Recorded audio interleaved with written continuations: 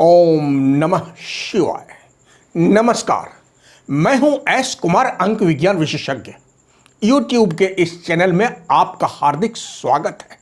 हौसलों के उड़ान भाग 2 में यहां पर विशेष तौर से बता देना चाहता हूं कि यह वीडियो अंक 8 के गूढ़ रहस्य को उजागर करता है।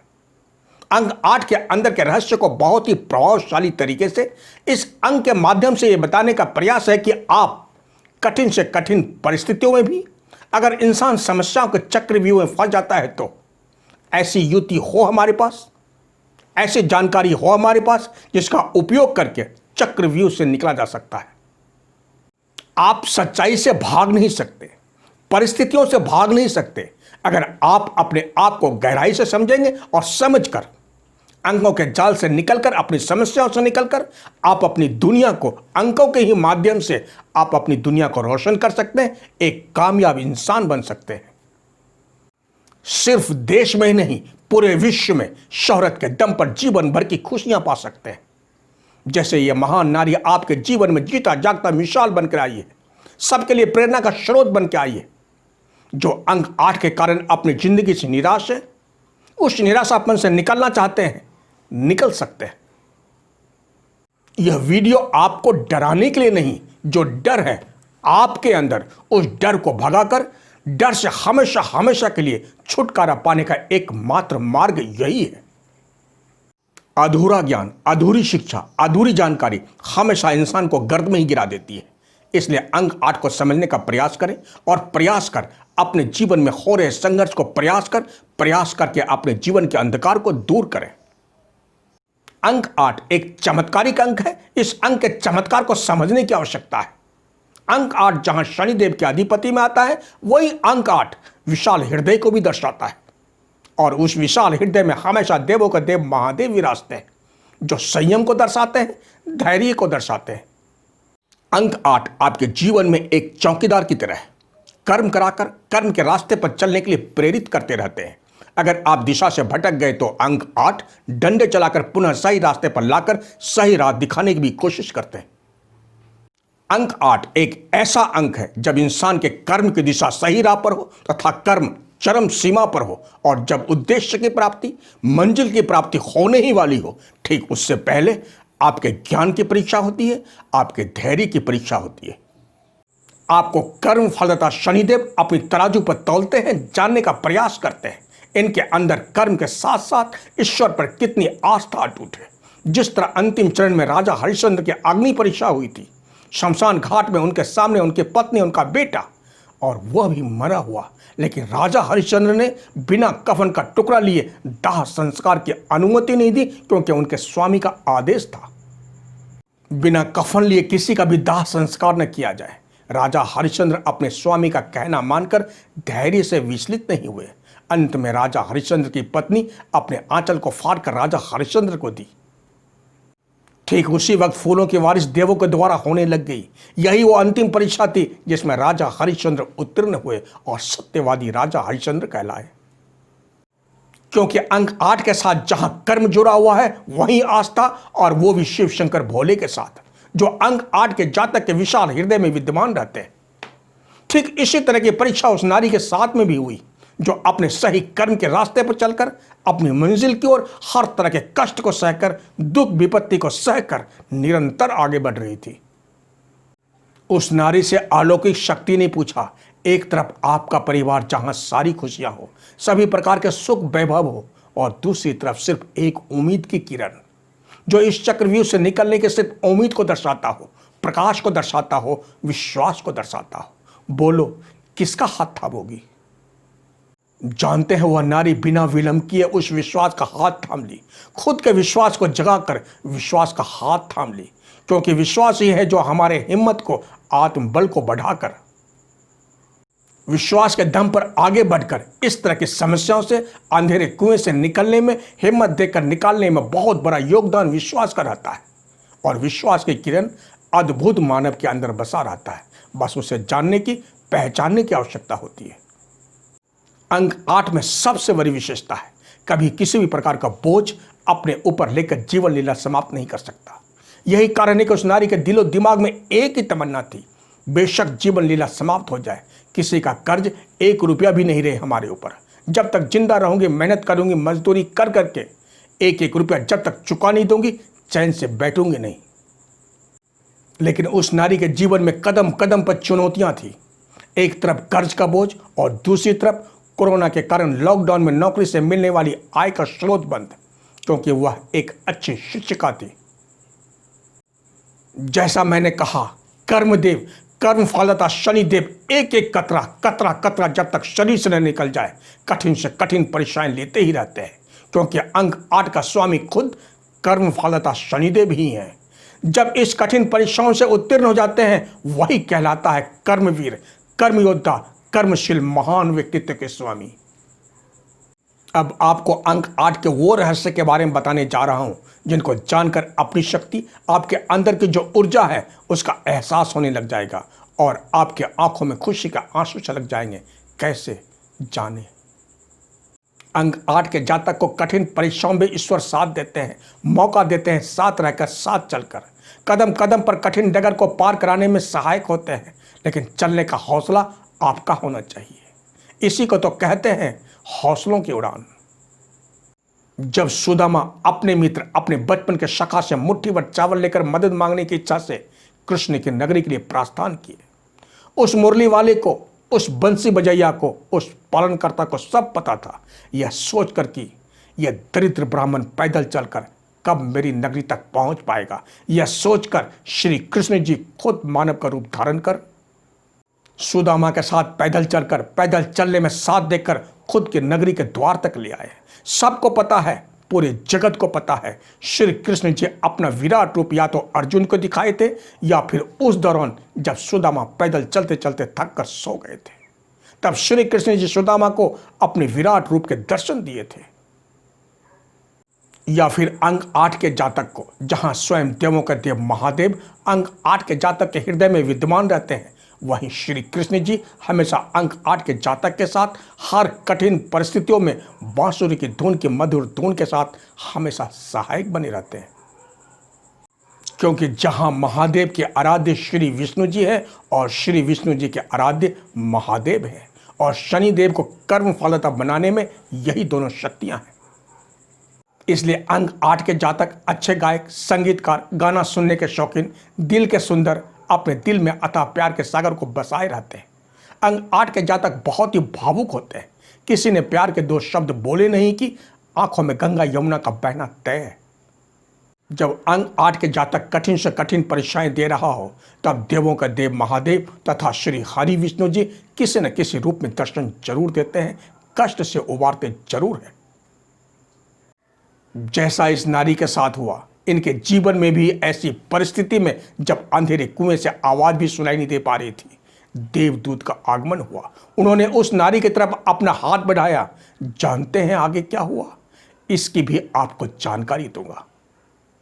जब इंसान का हौसला बुलंद हो और उस पर समय का चोट पड़े, तो इंसान का हौसला सिर्फ बुलंद ही नहीं, फौलाद बन जाता है। ऐसा ही उस नारी का हौसला विश्वास का हाथ थामने से बुलंद हो गया।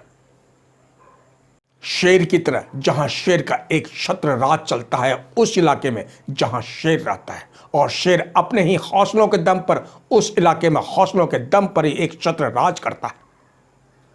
अर्थात वह नारी अपने दम पर, अपने ही बलबूते पर अपनी जिंदगी के जंग को जीतने की ताकत उसमें आ गई, जो अपनी इच्छाओं को, आकांक्षाओं को पूरी करने की हिम्मत रखती हो, अपने आप को बदलने की ताकत के साथ साथ ये भी इच्छा रखती हो, जिस तरह मेरे ऊपर समय की चोट पड़ी, हालात ने मुझे मिट्टी में मिलाने की कोशिश की, ऐसा किसी और के साथ ना हो। वो महान नारी जो विश्वास के सहारे विश्वास का हाथ पकड़कर निकल पड़ी, अपनी समस्याओं से भरी जिंदगी की जंग को जीत ले। अंक 8, जिसमें अंधकार और दूसरी तरफ रोशनी दोनों है, जिससे जातक को खुद के प्रयास से अंधेरे से रोशनी में आना पड़ता है, धैर्य और विश्वास का डोर पकड़कर। वही अंक 8 के साथ अर्थात शनिदेव, अंक 9 मंगलदेव, अंक 4 राहु, जब ये तीनों अंक एक व्यक्ति के साथ एक साथ जुड़ जाते हैं, तो उस मानव की स्थिति समुद्र में बावड़ जाल की तरह हो जाती है, जिससे निकल पाना अगर युति का पता नहीं हो तो बहुत ही मुश्किल हो जाता है। दोनों ही स्थिति में कैसे निकला जाए या कैसे निकला जाता है बताने जा रहा हूं। यही तीनों अंक उस नारी के जीवन में कैसे जुड़ गए और कैसे सिर्फ अंक के माध्यम से निकल पाई, जाने धैर्यपूर्वक। उस नारी का मूल्यांक 17:8 अर्थात मूल्यांक 8, पति का मूल्यांक 27:9 अर्थात मूल्यांक 9 तथा उसके बेटे का मूल्यांक 22:4 अर्थात मूल्यांक 4। एक तरफ अंक 8 शनिदेव, अंक 9 मंगलदेव तथा अंक 4 राहु, जहां तीनों ग्रह खुद के घर में हो तथा तीनों ग्रह का संबंध व्यक्ति विशेष के साथ हो, और दूसरी तरफ अंक 8 जिनके साथ सारे अंकों के द्वारा चक्रव्यूह रचा जा रहा हो। आप खुद सोच सकते हैं वह नारी आज तक बची तो बची कैसे, जबकि सभी ज्योतिष आचार्य पहले ही भविष्यवाणी कर दिए थे। इस नारी की मौत ही इलाज है और कोई दूसरा नहीं।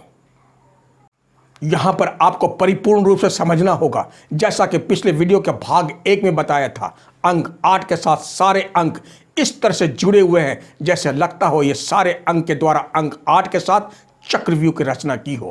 कैसे? अंक 8 के जातक को जानना बेहद जरूरी है। जब अंक 8 के साथ अंक 2 जुड़ते हैं तो विषयोग बन जाता है, क्योंकि अंक 8 शनिदेव तथा अंक 2 चंद्र की युति विषयोग कहलाता है। अंक 8 के साथ जब अंक 3 अर्थात बृहस्पति देव जुड़ते हैं तो लंबे समय के बाद संघर्ष करने से सफलता मिलती है, क्योंकि अंक 8 शनिदेव न्यायाधीश तथा अंक 3 बृहस्पति देव गुरु, दोनों की जब युति होती है तो तुलनात्मक दृष्टिकोण से दोनों अपने अपने तरीके से जातक को कसौटी पर कसते हैं। अंक 8 के साथ जब अंक 4 अर्थात राहु के जुड़ जाने से अकस्मात दुर्घटना का हो जाना, अकस्मात वाद विवाद, गृह क्लेश का होना तय है। अंक 8 के साथ जब अंक 7 अर्थात केतु की युति, अकस्मात क्रोध का आना, और वो भी छोटी छोटी बात को इतना बढ़ा देना कि जातक के साथ या सामने वाले व्यक्ति विशेष के साथ दोनों अगर नहीं संभले तो कुछ भी हो सकता है, दोनों के साथ कुछ भी घटित हो सकता है। अंक 8 के साथ जब खुद का अंक 8 अर्थात शनिदेव जुड़ जाते हैं तो इंसान के सोचने समझने की क्षमता ही गायब हो जाती है, इंसान का जीवन अंधकार में आ जाता है। अंक 8 के साथ अंक 9 अर्थात मंगल देव जुड़ने से हमेशा इंसान लड़ाई के मूड में रहता है, छोटी छोटी विवाद बड़े विवाद को जन्म दे देता है, जहां तक कि पूरे शरीर में हमेशा दर्द होने का आभास बना रहता है, दर्द होता रहता है। तो देखा आपने, जब अंक 8 के साथ अंक 2, अंक 3, अंक 4, अंक 7, अंक 8 तथा अंक 9 के जुड़ने से अंक 8 के जातक की क्या स्थिति होती है आप भली भांति जान गए होंगे। अंक 1, अंक 5 तथा अंक 6 ये तीनों अंक 8 के जातक के साथ कब जुड़ते हैं और जुड़कर क्या परिणाम देते हैं ये आपको आगे बताऊंगा। जहां अंक 8 के साथ इतने अंक आक्रामक तरीके से आक्रमण कर रहे हो तो आप सोच सकते हैं उस नारी की स्थिति कैसी हो सकती है। लेकिन हां, वो कहते हैं ना, मारने वाले से बचाने वाला अधिक शक्तिशाली होता है। इंसान के मार्ग की दिशा सही हो, कर्म की दिशा सही हो, मन में विश्वास हो, दृढ़ संकल्प हो, जन्मों जन्मांतर का कर्म साथ हो, तो ऐसे कर्मयोगी कर्मयोद्धा कर्मशील मानव को साथ देने के लिए ईश्वर भी किसी न किसी रूप में ऐसे मानव को साथ देकर दलदल से, कीचड़ से, अंधेरे कुएं से, पानी में डूबते मानव को निकालकर खुली हवा में सांस लेने के लिए, ऊंची उड़ान भरने के लिए, अपनी जिंदगी जीने के लिए पिंजरे को खुला छोड़ देते हैं।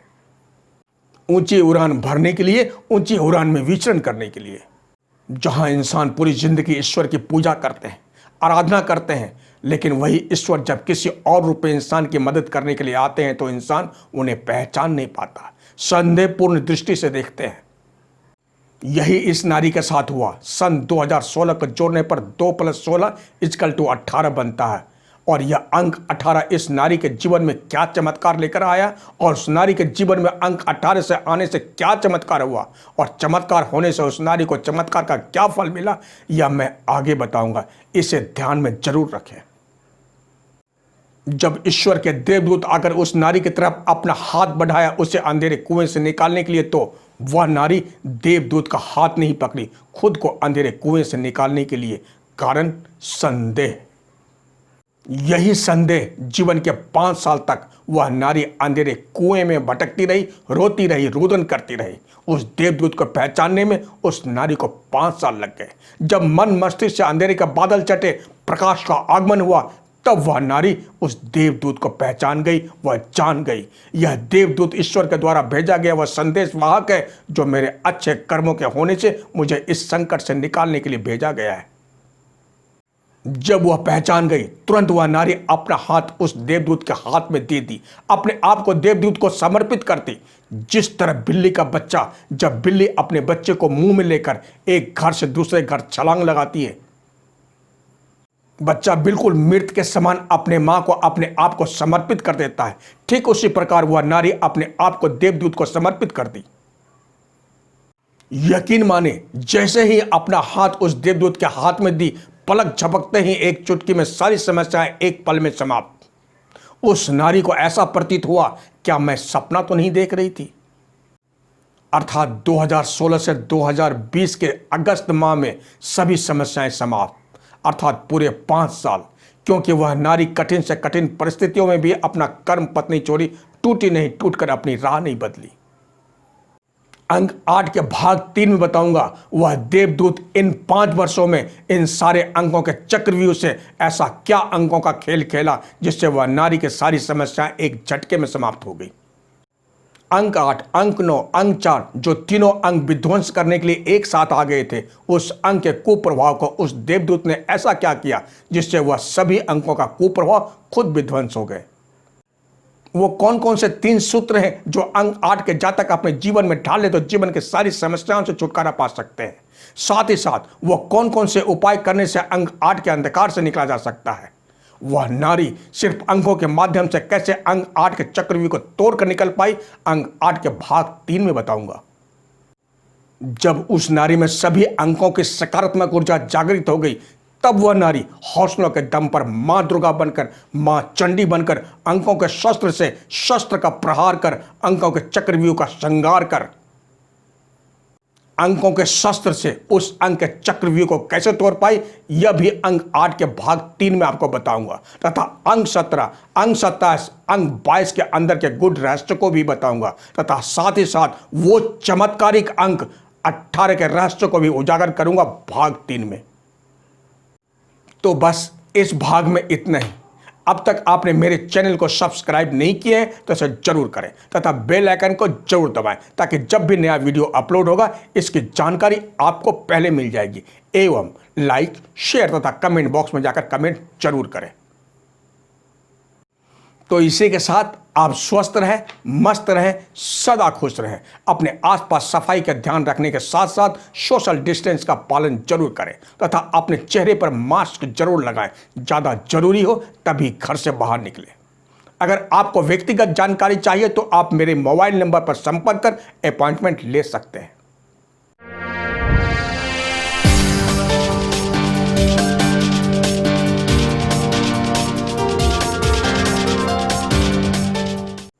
तब तक के लिए जय हिंद, जय भारत।